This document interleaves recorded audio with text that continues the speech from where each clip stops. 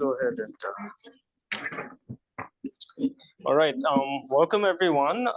Thanks very much for this, our last talk this semester.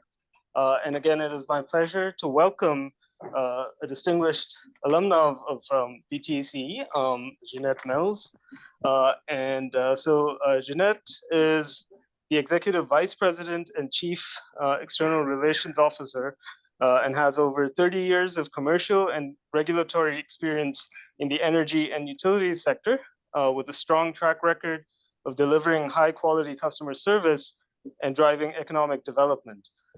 Mills leads TVA's vision and execution for relationships with customers, communities, government officials, stakeholder groups, and regional national industries. She manages relationships with the 153 local power companies that distribute TVA energy, as well as its directly served industrial and institutional customers.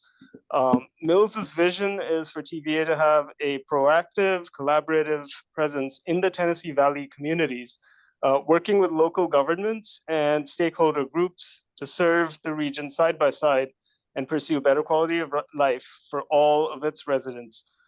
She's a dynamic and active speaker addressing Valley industrial government and community groups on topics that include diversity in industrial, government, and community groups, inclusion, STEM careers, robotics, public service, and women's career development within the energy sector. She was recently named to the board of directors for the American Association of Blacks in Energy and the Cal Ripken Senior Foundation. Prior to joining TVA, Mills served as a senior vice president of safety, health, environmental assurance, US at National Grid Group, the UK's largest investor-owned utility. There she was responsible for occupational and process safety, health and well-being, environmental management, and assurance oversight within the company's US region. Prior to joining National Grid, she served as commissioner for the Maryland Public Service Commission. She was appointed by Governor Lawrence J. Hogan and served on a five-person panel that regulated gas, electric, telephone, water, sewage disposal, and transportation companies. Mills started her career with Baltimore Gas and Electric, where she spent 25 years advancing through the positions of increasing responsibility. From 2008 to 2013, she served as Vice President of Customer Operations and Chief Customer Officer, implementing a comprehensive customer-facing strategy that resulted in a 30% improvement in BG's customer satisfaction. She also served for 5 years on the board of directors of Medifast, a pioneering company in the field of weight management and healthy living products. In 2013, she was named executive vice president, overseeing the company's personal coaching division. So like I mentioned, Mills received her bachelor's in science degree in electrical engineering from Virginia Tech, Bradley Department, as well as a Master of Business Administration, an MBA from Loyola University. So without further ado, let's welcome Jeannette, and the floor is yours, Jeannette. Thanks so much for coming. All right, thank you for having me. So I've got a few slides. I'll try to talk a bit, and then I'll kind of open it up, I think, for any questions you have. Hopefully I'll have answers. So before I start, I just want to thank the folks who gave me the tours and the information today. I really appreciate it. I learned a lot, really about what's going on in research, because power and providing power, it's one of the most important things that you can do, but it's gotten even more complicated, and the size of the system is expected to triple over the next 10 years, the use of power. So I'm gonna start by talking a little bit about myself and TVA and what we do. That has served me well. And then I'll open it up for any questions. So this is TVA. The Tennessee Valley Authority was created in 1933 by President Franklin Delano Roosevelt and Senator Norris. And if you can look at this map, we serve all of the state of Tennessee and portions of Kentucky, Mississippi, Alabama, North Georgia, and smaller portions of North Carolina and Virginia. We serve about 10 million people in that footprint. And it's probably, since the pandemic, is one of the most, I think it's the third fastest growing area in the United States. Everybody's been moving to Tennessee.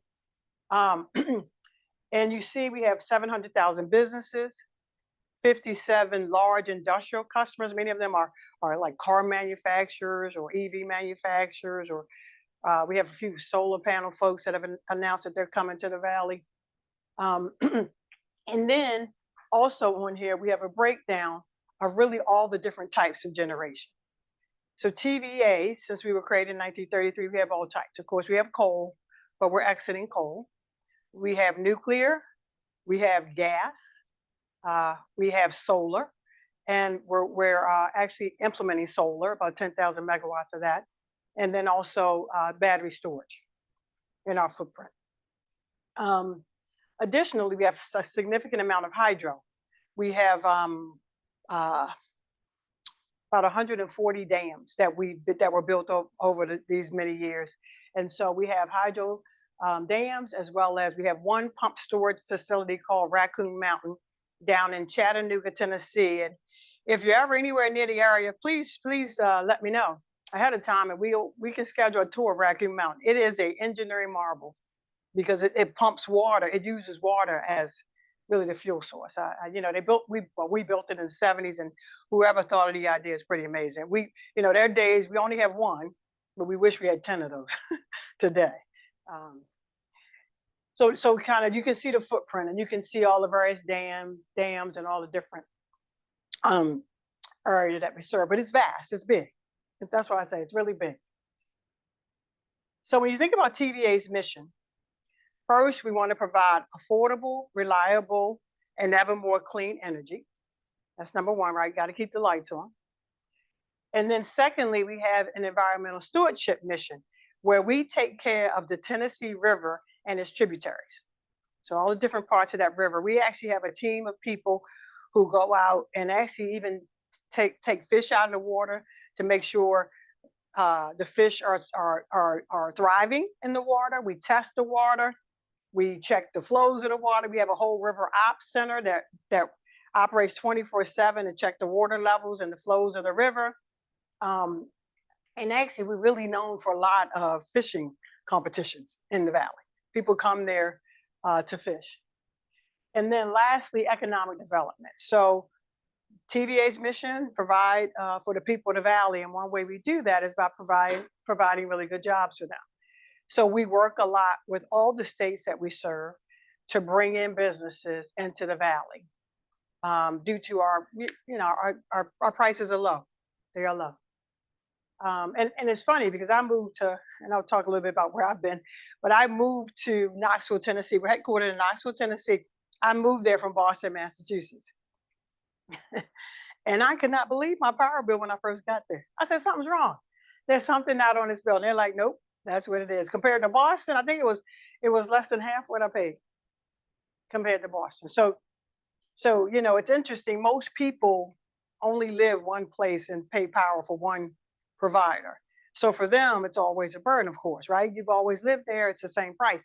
But if you've lived other places, you can compare it, right, to something else. And I'm telling you, I'm still in shock. There are times I get my bill, I still just want to pay them more. I mean, because I was doing that, you know, for the same size space and everything.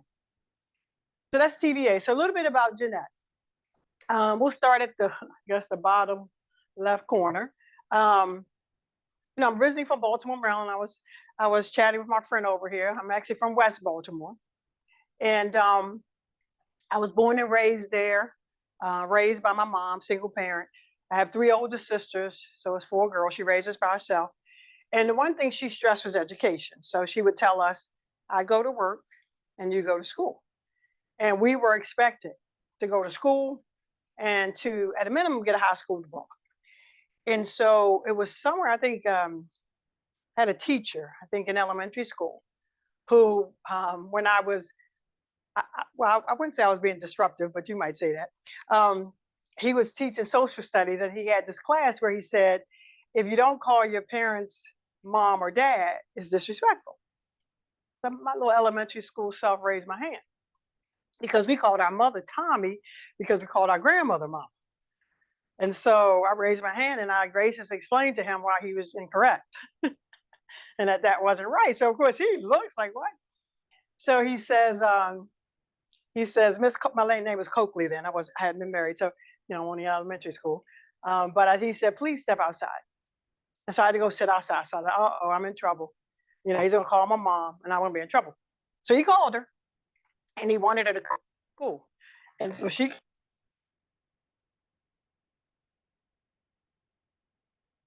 bad one, right? He told my mom, you need to make sure she goes to college. He said, I don't know what she's gonna do, but for elementary school student to basically raise their hand and explain to me in front of everybody why I was mistaken. He said, she's got to do something. Like, you got to make sure she goes to college. And so my mom took it to heart. And so every opportunity that came our way, she just was very supportive of it. So fast forward, I ended up in junior high doing well in the state test. And they said, hey, you did well on the state test. Again, when they called me to the guidance counselor, I thought I'd done something wrong. So clearly I had a behavioral problem, but I don't know. But they suggested that I go to that school down there, Baltimore Polytechnic Institute. And in Baltimore City at the time, it would be considered a STEM school. You could either have gone to Baltimore Polytechnic Institute or what was called City College. And I went to Baltimore, I was just talking about West Side. Baltimore Polytechnic was on the West Side. So that's how I chose the school. I literally chose it because the city was on the East Side. And in Baltimore, this East-West thing is real. So I went there and that's where I learned about engineering. We were called the engineers. That's where I was first exposed to engineering. Had never heard about it growing up. So that was where kind of I was with a lot of like-minded students who learned science and math. And that's when I first heard about Virginia Tech. Quite honestly, I hadn't even heard of that school. I really wasn't in I had sisters, so we weren't really in college sports or anything. So anyway, so that led me to Virginia Tech to get the electrical engineering degree. Of course, I love my time at Blacksburg. For me, it was a bit of a rude awakening because I grew up in the city. So I get down there and they're like cows and just green everywhere, right? I was used to that big screen. I live in the city, right?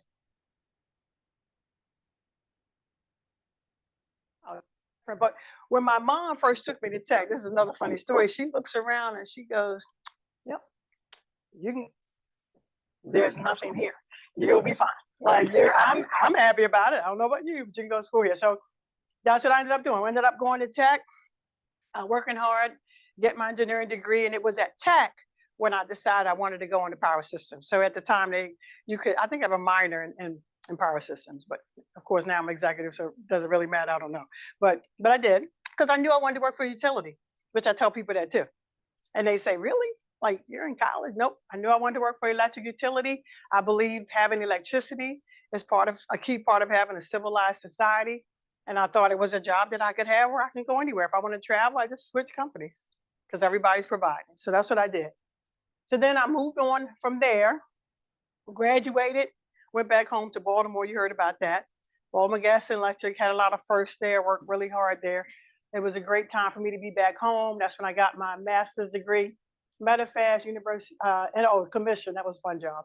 Commissioner, National Grid, and then TVA. So I'm going to talk a little bit about crossroads. I thought I'd do a leadership talk, and then y'all can ask me anything you want. But as I think about and reflect on my life, there have been crossroads. You can go right, you can go left, right? There was really no bad answer, right? Either way. Well, maybe in my neighborhood sometime might have been a bad answer. I'm looking at him because he mentioned Park Heights. That's a certain part of Baltimore that only people from there know about. So, and for me, what I've learned is, because I've been around a long time, is that in those moments of those crossroads, the decision you make, right, it can propel your future one way or the other. And for me, like I said, going to Poly, West Side led me to engineering. Going to Baltimore Polytechnic Institute led me to Virginia Tech, right? Going to Virginia Tech, learned about utilities, right? It kind of, in its own way, these pathways, these moments in your life help shape it. And then when I knew I wanted to work for utility, believe it or not, I had other jobs. I had worked for Newport News Shipyard as an intern. I think they called it co-op back then.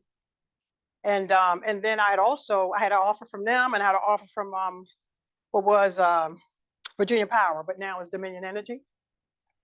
But when Baltimore Gas and Electric came a call, and I had to go home, like my mom and my sisters, it would have been so bad, you know. So as you think about kind of, I know you're in graduate school now. Something led you here, I'm assuming. Hopefully something positive, and you're not working too hard. Hopefully, don't answer. But as you think about your life, there's these moments in time that lead you to the place you're meant to be. And so it was actually at Baltimore Gas and Electric when I started my work. That was associate engineer. So I did a lot of system planning, like trying to decide where the distribution feeders would go, where substations would go. I would do things like capacitor siting, substation ratings, things like that for the distribution portion of the system. And it was there, and I did that work. I'm an engineer, so I'm a bit of a perfectionist. I've mellowed in my old age, but back early when I was a bit of a perfectionist, so I did that more technical work. And then it was sometime at a point in my career where they said you need to stay on the track and become a principal engineer, or you can go into leadership, become an executive. So that's what led me on. But I bossed them around their whole lives, you know, once I was born, because you know they're actually older, but that's what led me to that. So again, these forks in the road and these decisions, these things that you decide to do, I think they all matter, right? And I think for me, so I'm gonna give you a little bit of my foundation. I've worked a long time now. It's like I have these 5 things that I always tell folks about. Because when I started working at Baltimore Gas and Electric, a lot of people didn't believe I was an engineer. Why do you think that was? Come on, what do you want to say? Right, gender and race. Right, you said that nicely. Good, good. So yeah, so literally, I get this degree from Virginia Tech, probably the hardest thing I had done up to that point in my life. You know, I mean, literally. And so I go work at Baltimore Gas and Electric, and the group that I happened to be going to, apparently their admin had just had a baby, and the first temp they had didn't work out. Just giving the backstory. Now, of course, I didn't know any of that. So I'm going around with the gentleman. His name is Bruce White, big gentleman, gray-haired guy. And so he's taking me around, showing me where the exits are, where the restrooms are, et cetera. And so we end up meeting this group of ladies. And he introduces me, and they all, happy to meet me, blah, blah, blah.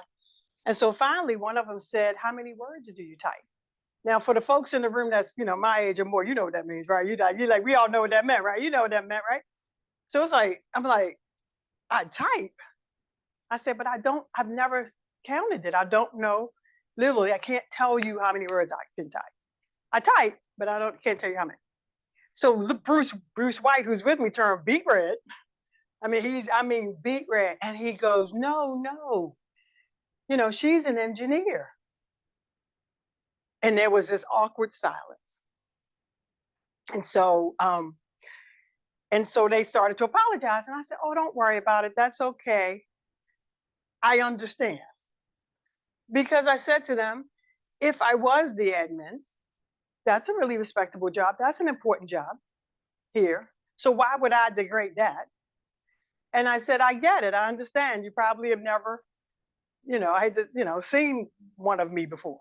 And they said they had literally, they were honest. They said, we have never seen one. So that leads me to my first point. Assume positive intent. Stuff's going to happen. It always does.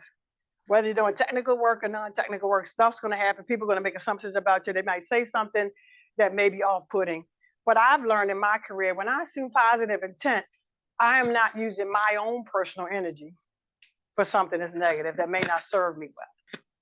And whatever decision I need to make, whatever position I may want to be in at some point in my life, et cetera. So, and when I say that, people look at me like, really? And I can tell some more stories. I have plenty. But when I assume positive intent, I'm able to be a better Jeannette. So that's my first one. Second one is practice acceptance. I've worked a long time for a lot of different companies, as you can see. And there's times that decisions are being made and you're going like, why'd they do that? Of all things, you don't understand why they made the decision.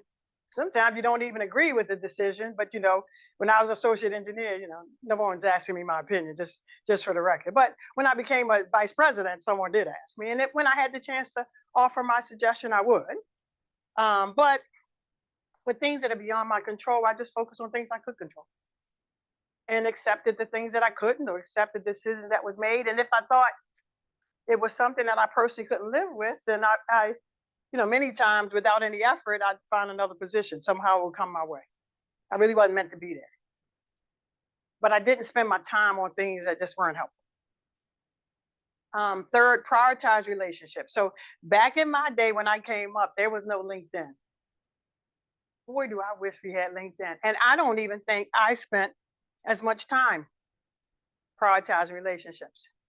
So there's no Facebook, no LinkedIn. I can name them all.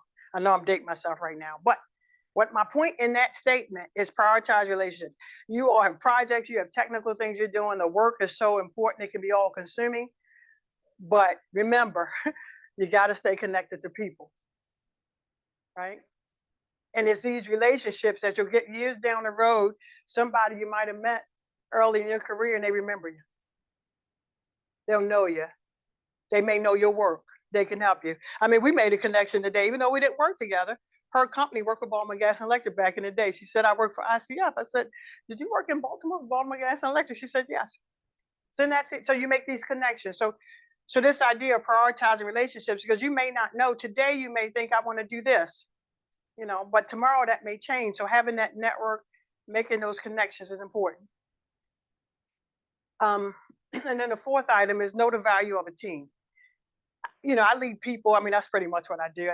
My kids would come to take the child to work day. I have two of them. They're 24 and 28 now, but when they came years ago, everybody I work with gave them candy and soda and let them make copies all day. And so they come home and they say, Mom, you don't really do anything. You don't do anything. You just soda, candy, and copies. But because my teammates, trying to help my kids out, wanted to show them a good day.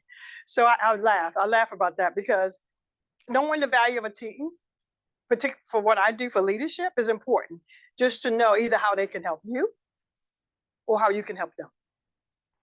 Whether it's a team, really, I've led all kinds of teams, but I have this saying that people always kind of look at me when I say it. I tell people, I want to be the person I'd want to work with and the person I'd want to work for.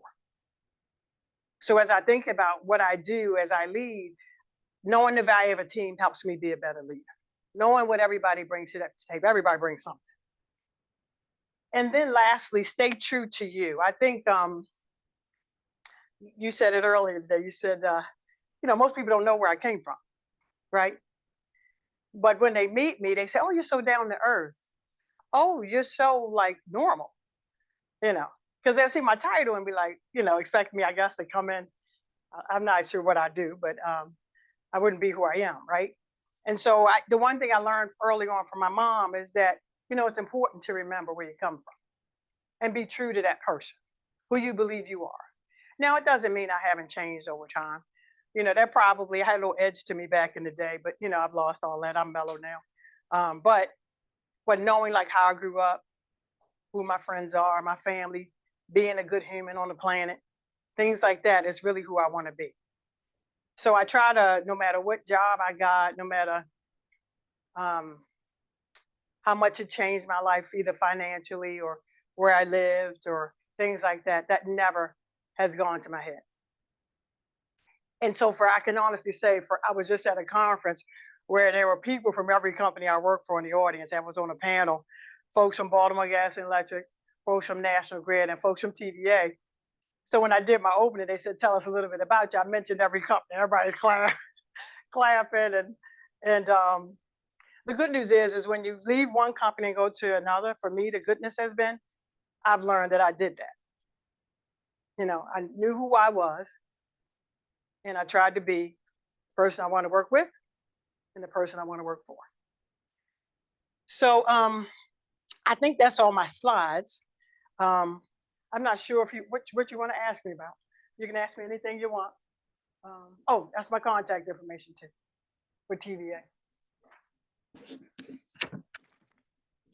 Wonderful. Thank you so much, Jeanette.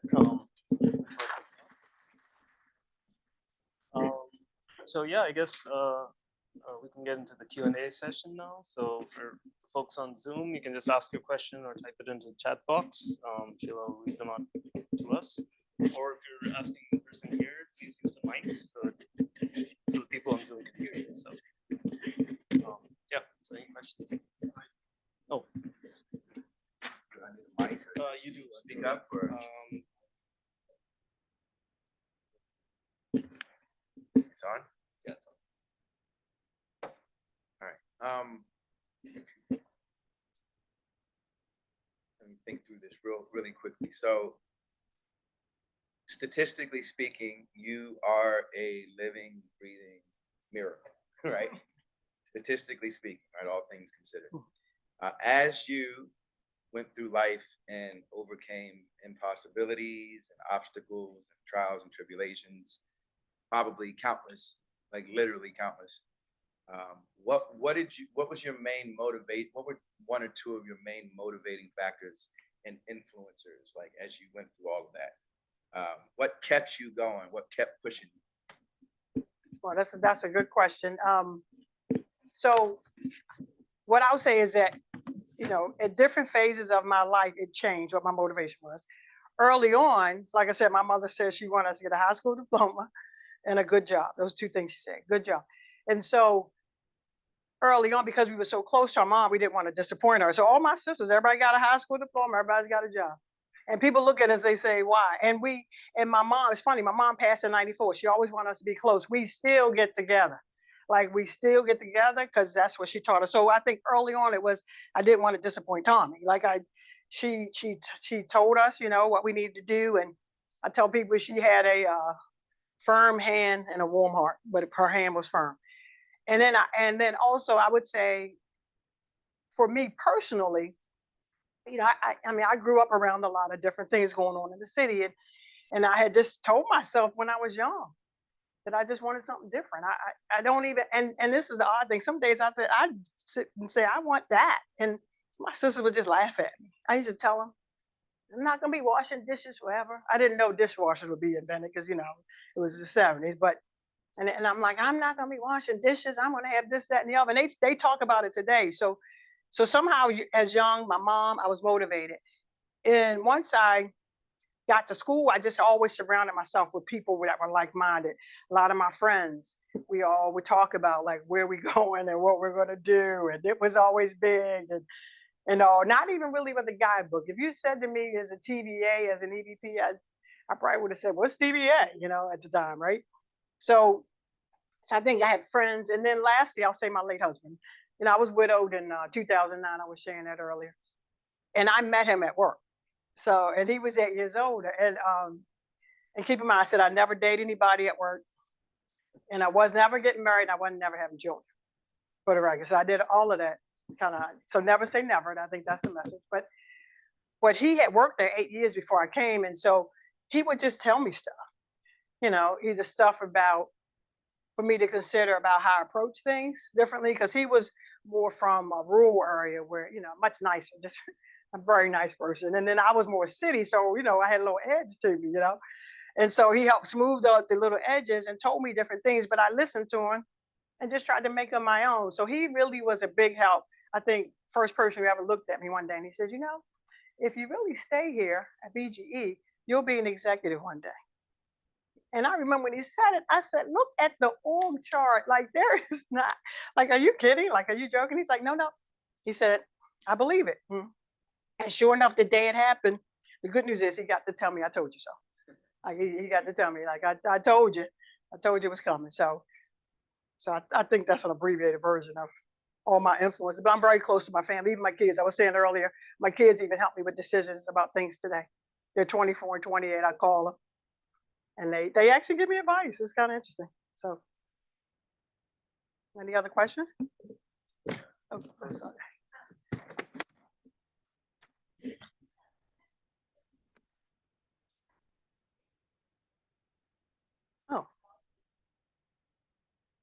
Yeah, so so first of all, I had heard about the Tennessee Valley Authority back when I was in Baltimore because everybody talked about all the hydro they had, all the dams with the generators, and everybody in the industry wished they had them.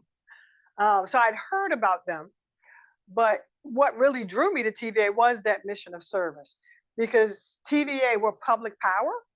So we don't have shareholders. We work for the people. We literally take everything we have and reinvest it either financially into making us more financially sound, or we invest it into the people that we serve. You know, we're connected to 153 local power companies. So many times, like for the pandemic, during the pandemic, for example, we ended up giving them a credit during the pandemic to help offset, you know, everything that was going on. And we have other programs like that. So for me, having that strong customer service background, and I spent a lot of time in customer service in Baltimore, it really appealed to me. And so now, under the job I have now, we're able to do things like put in STEM centers, partner with the Cal Ripken Foundation to do that. We're able to work with our retirees a lot, and they have a robotics group and also STEM. So for me personally, it appealed to me because, you know, I've learned, you know, urban poor, rural poor is still poor. And the people there, the kids there, it's about the ability to see. All you gotta do is show them. They can do it. It's just about exposure. And so we spend a lot of time trying to make sure we're looking at, I think the term they use today is underserved, but going in the communities that need it and really talking to them about the possibility. So, you know, TVA in its own way, like I said, it's public power. It's not investor owned. So that part really appealed to me, and I really have no regrets in going and just really feel like we're making an impact.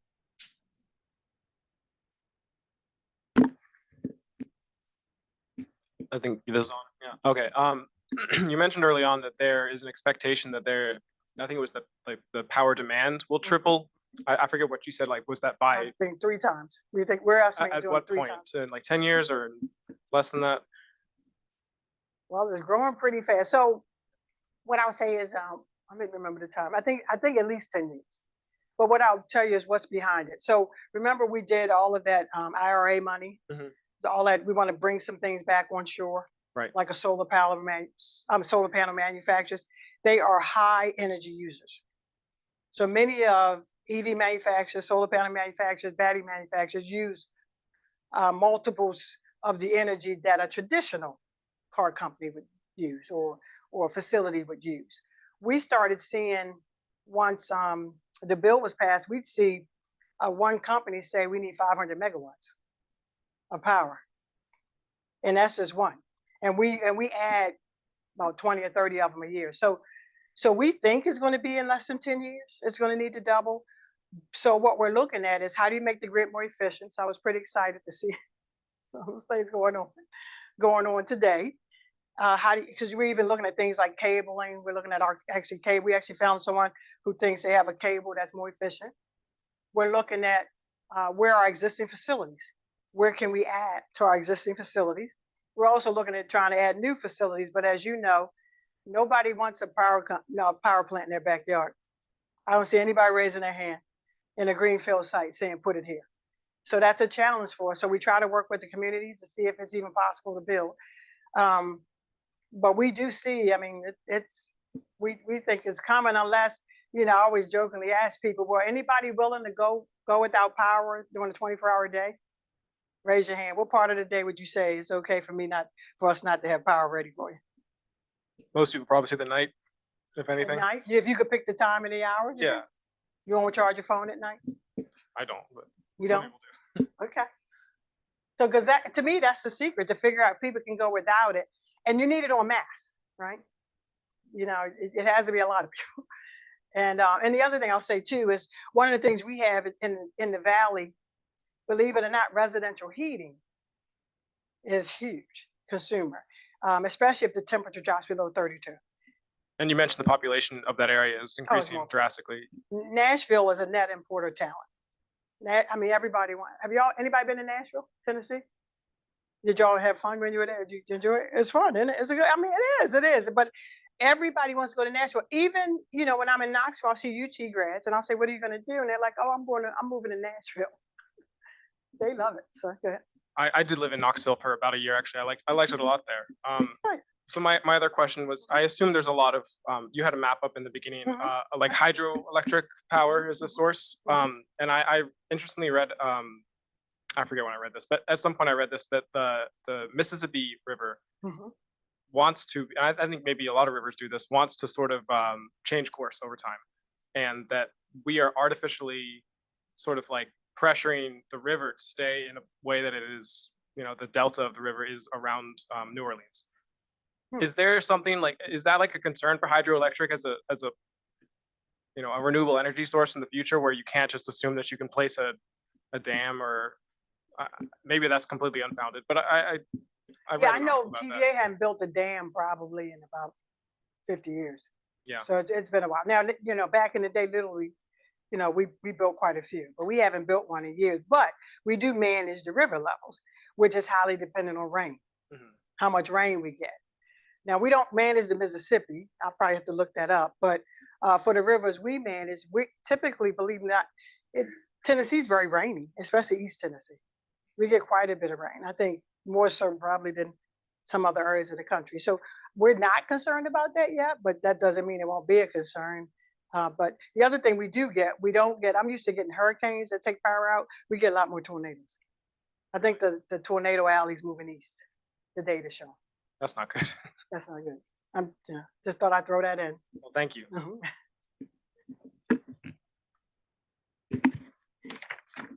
Other questions?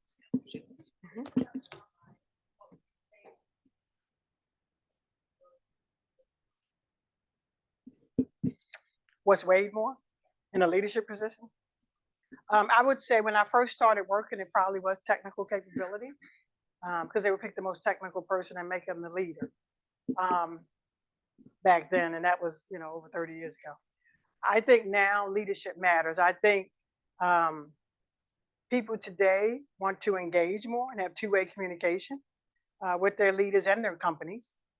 And I think you have to really be able to communicate with people, understand where they are. You need to understand the work on some level. You just don't need to be the technical expert. If you've got the right team, you know, you're good. You know, you'll be good. So I do think it takes leadership, people skills. And one practice I try to do is listening. I try to get people to tell me what they're thinking and what they want, because I think that way you can create really the right solution. Because I also don't think people want unique. They don't want everything standard. They have different situations that they're dealing with. So you as a leader need to be able to be responsive to that and have enough flexibility, whether it's schedules, whether it's time, whether it's what work you're going to work on, where you're going to work. I think it's going to become even more I guess the need is going to be even more for flexibility. And I think long term, like a TVA, they give us all our devices still. I think one day everybody's going to bring their own. I think things like that are just going to go away, like the standard things that we do or have done.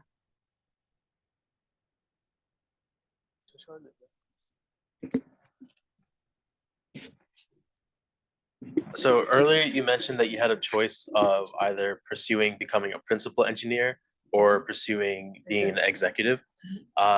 So as you said earlier that you used to be a bit more like a perfectionist.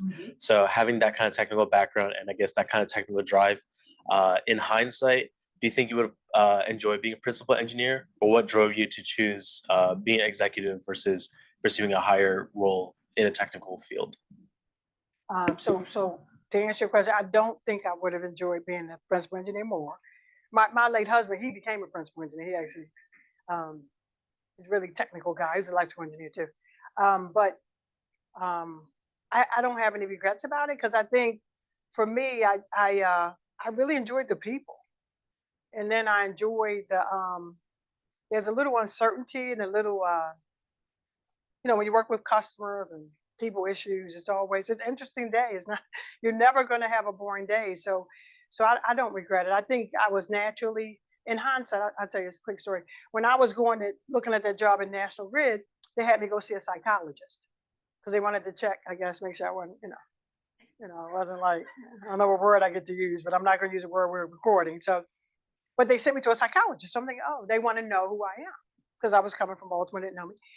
And the psychologist, the first 2 hours, all she did was ask me about how I grew up. And I was shocked. I'm like, I came all the way to New York City to spend 2 hours talking about living in West Baltimore, Fairmount Avenue, my mom, my sisters, what role I played in the family and things like that. But what she told me was, she said, most people end up having the same role at work that they had at home. And what I was in our household, whether my sisters want to admit it or not now, I was a boss. I was the one trying to organize everybody. We went outside to play. Oh, we playing, hopscotch. Oh, we're going to get organized before we play hopscotch. I think you should be on this team. You should do that. You should do that. And so I was always that one, being the leader. So I think I ended up in a place I needed to be. I think the other thing I think engineering did for me, though, it teaches you problem solving. Question is, what's the problem? And so I think that discipline and having discipline about and a bit of objectivity also has helped me. Because I think people, never thought I was, had fair, this person's my favorite or that person. Because generally, most of my solutions, I want to make sure we can let everybody do whatever that is. So no regrets. I think I was meant to be an executive, and I think it all worked out.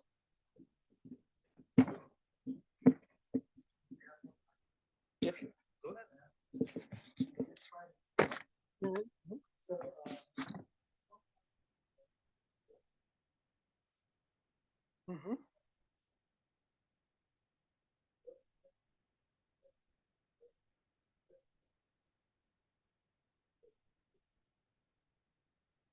So a couple of things. So I think every position I've had, another thing I do, and I didn't mention this earlier, I always write down opportunities, pros and cons. Everything has pros and cons. And so every decision that I'm making or having to consider, I do sit down and write that in addition to talking to folks as well. So I recommend that. Secondly, I think you need to do some soul searching and say, how do I like to spend my time? Where do I get my energy from? If you get your energy, because many times when you're an executive, you're basically, there are days I'm in meetings with basically the same 5, 6 people. We're meetings all the time. It's a lot of meetings. I get to come out and do things like this, which are energizing for me, but we're either board meetings, executive leadership team meetings, senior management committee meetings. So you spend a lot of time in meetings. You can do some of that as a principal engineer, but I think it kind of goes on steroids when you're an executive. So I think you need to think about what are those things that interest you? How do you want to spend your time? And so the other thing I tell people is to think about the time commitment. Because a lot of people say, oh, I want to be, vice president, or I want to be whatever the title is.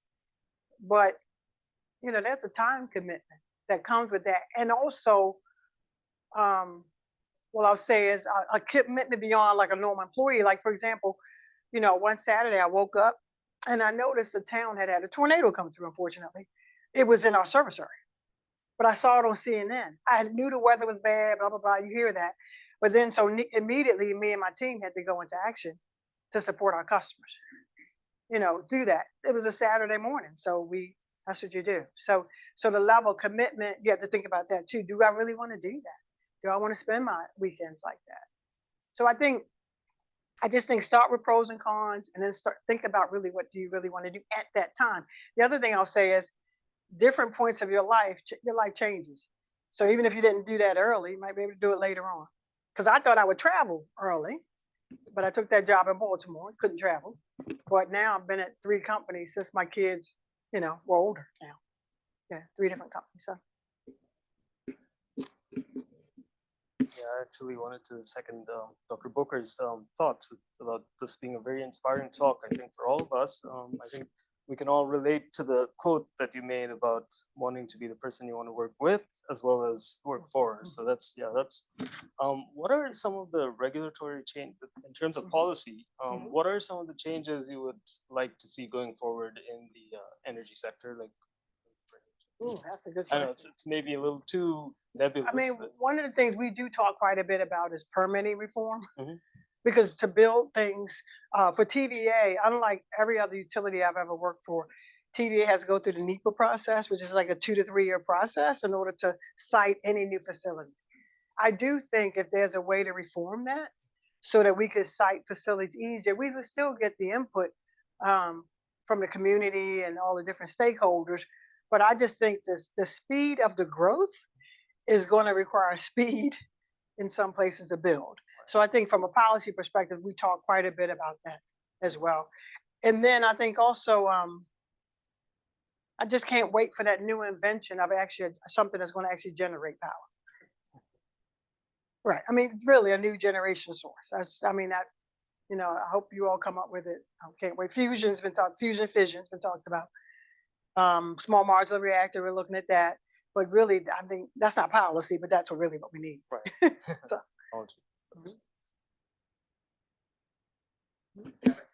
Kind of piggyback off Okay. of all of that. You mentioned earlier that I think you mentioned that it requires 3x more power. we're going to need that. produce. No, we're going to need, compared to today, in 10 years, we talked about it, we're going to have, the load is going to grow to 3 times what it is today. Okay. Did you make a reference to Mhm.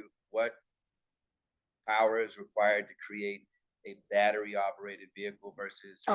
normal? Was it 3x? Yes, it's multiples of traditional manufacturing. I don't know if it's So 3x. like in layman's terms, that Tesla to Mhm. produce that Tesla and get The it off- electricity get it needed off to produce it costs more. 3 times Mhm. or more. More. And like an Escalade with gas.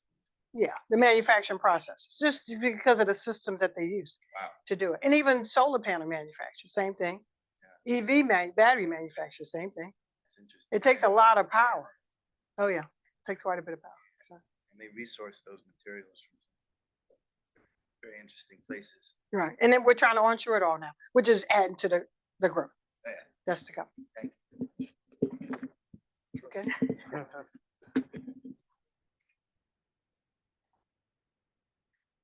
Oh yeah, well that's a good question. So how did I make it?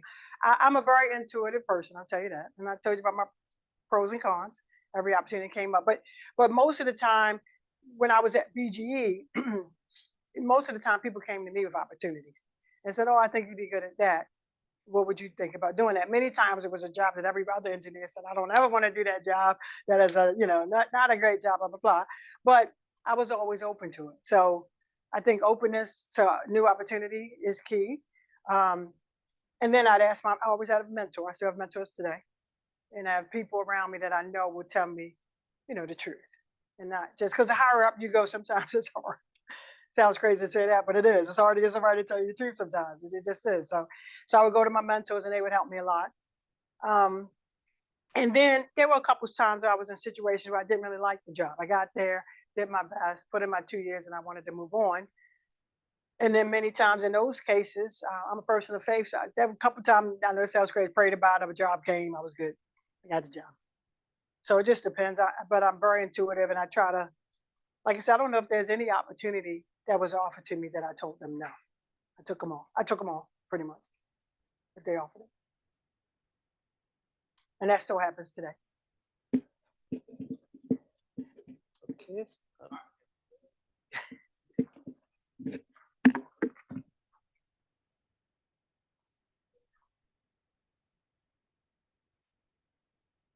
Mhm.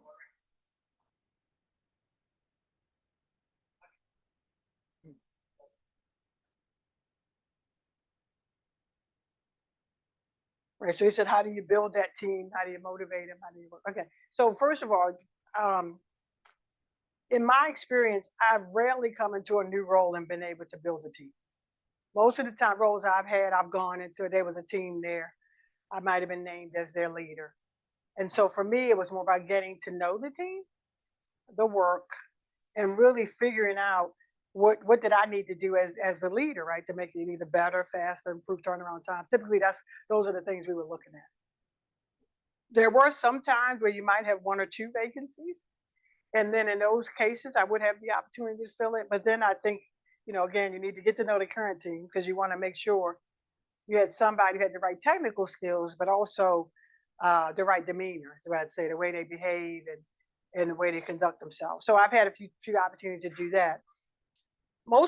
For me, when I had a new group, the easiest way for me to learn about people and what they do is to spend time with them.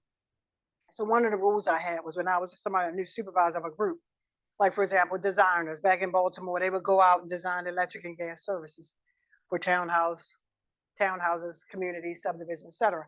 What I would do when I first got there is go out in the field with each one of them. And I remember the first time I said it, they said, "You're gonna go out in the field with us like for like a day." Yeah, like, yep, I'm going out in the field. So I get my gear on, safety equipment, and I would go out with them. But again, it was to listen, to learn about them. What's important to them? Where do they want to go? Do they enjoy the work that they do? Is there, what are the challenges of the work that they do? And they would just talk to me all day. So that was early on in my career. Now I've learned as an executive, like for example, when I came to TVA, there was a team there.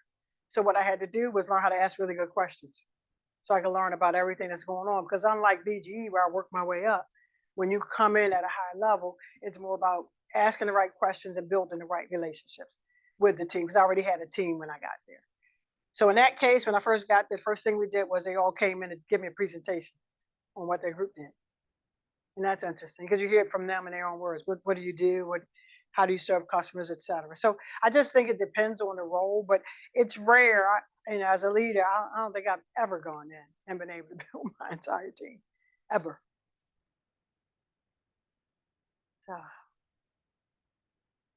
So thank you all for your time today. I'm going to go jump on the metro because I got to catch an Amtrak to New York City, but it's all good. But I just want to tell you, I'm so glad to be back at Virginia Tech. I often tell people, I'm a Hokie, even though I'm in UT country down there, on the front of my car, I have my Virginia Tech alumni, and I roll around town proud of it till game day, but then I got to put on a UT shirt, so I apologize. So anyway, but thank you again for your time. Thank you so much, Jeannette.